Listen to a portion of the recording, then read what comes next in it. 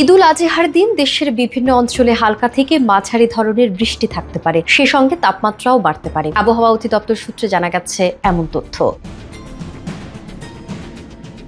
পূর্বাভাসে বলা হয়েছে, ময়মনসিংহ, চট্টগ্রাম ও সিলেট বিভাগের কিছু কিছু জায়গায় এবং রংপুর, রাজশাহী, ঢাকা, খুলনা ও বরিশাল বিভাগের দু এক জায়গায় অস্থায়ীভাবে দমকা হাওয়া সহ বিদ্যুৎ চমকানো বা হালকা থেকে মাঝারি ধরনের বৃষ্টি বা বজ্রসহ বৃষ্টি হতে পারে। এছাড়া সারা দেশে দিন ও রাতের তাপমাত্রা সামান্য বৃদ্ধি পেতে পারে।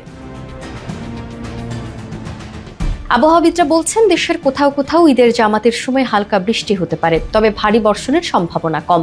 দুপুরের পর কিছু এলাকায় বজ্রসহ বৃষ্টি হতে পারে, বিশেষ করে চট্টগ্রাম, সিলেট ও ময়মনসিংহ অঞ্চলে।